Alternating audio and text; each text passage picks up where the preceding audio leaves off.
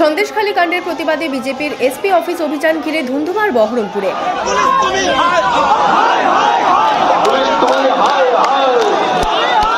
পুলিশি ব্যারিকেড ভেঙে এসপি অফিসের দিকে যাওয়ার চেষ্টা করে বিজেপি নেতাকর্মীরা।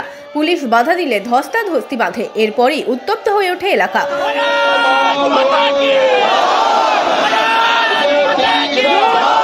আহত হন বিজেপির সাংগঠনিক মুর্শিদাবাদ জেলা সভাপতি শাখারফ সরকার।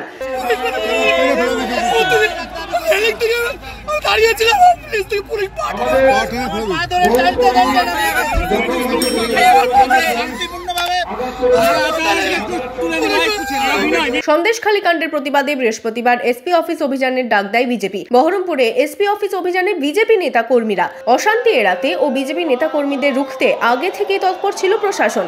টেক্সটাইল কলেজ মোড় সংলগ্ন এলাকায় আগে থেকেই ব্যারিকেড করে ঘিরে রাখে প্রশাসন। মোতায়েন ছিল বিশাল পুলিশ বাহিনী।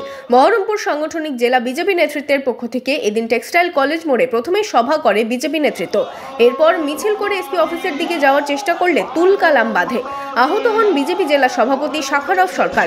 তাকে হাসপাতালে নিয়ে যাওয়া হয়। সারা পশ্চিমবঙ্গকে সন্দেশখালী বানাতে চাইছে এই প্রশাসন আর তৃণমূল সরকার।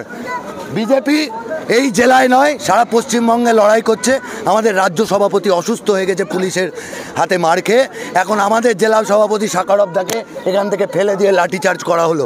এই জবাব পুলিশকে হাইকোর্টে গিয়ে দিতে হবে। আমরা মুর্শিদাবাদ তথা বহরমপুরকে সন্দেশখালী হতে দেব না।